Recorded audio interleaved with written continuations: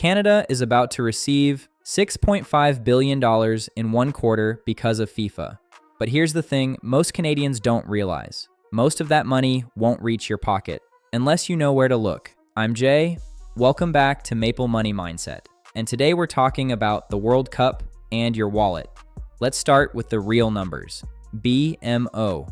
Capital markets just confirmed Canada could see up to $6.5 billion in economic boost this quarter alone from the World Cup. A FIFA WTO study puts the total global economic output from this tournament at $80 billion across the US, Canada, and Mexico, supporting over 800,000 jobs across North America. This is not a small event. This is one of the largest short-term economic injections Canada has seen in years. So where is all that money actually going? Restaurants, hotels, bars, Airbnb hosts, transportation companies. Data from last year's FIFA Club World Cup showed spending in stadium areas rose around 7% year over year, driven almost entirely by food and bar spending. If you own a business near a host city right now, or if you have a spare room listed on Airbnb in Toronto or Vancouver, you're already feeling it. That economic surge is real and it's happening right now.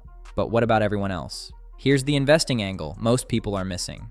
Hotels are the clearest winner right now. Analysts are projecting over 12% revenue growth for hotels in host cities during the tournament itself.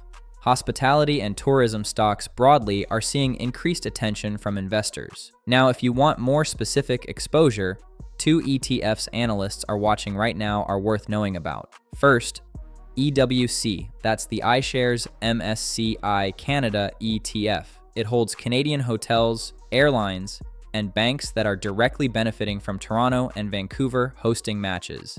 It's the most Canadian-specific option available right now.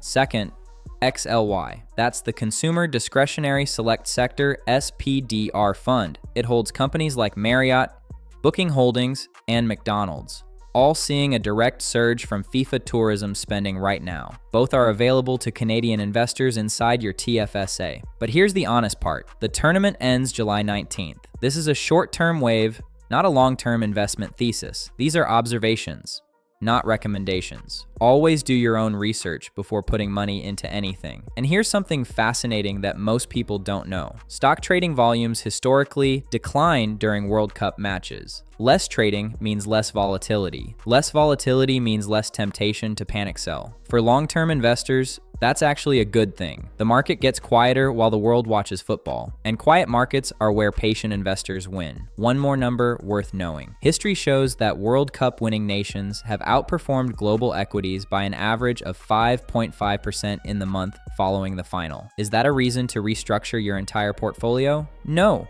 but it tells you something important. Football and financial markets are more connected than most people think. Here's my honest take as a regular Canadian. If you're already invested in a broad diversified ETF, you're quietly benefiting from this FIFA economic wave without doing anything. Your existing investments are already exposed to hospitality, tourism, and consumer spending companies globally. You don't need to chase individual stocks or try to time the market around a sporting event. The people who build real wealth aren't the ones who react to every headline. They're the ones who stay consistent while everyone else gets distracted. Enjoy the football, stay invested, and keep investing, because the World Cup ends July 19th. Your portfolio doesn't. Thanks for watching Maple Money Mindset. Don't forget to like, share, and subscribe for more simple and practical content just like this.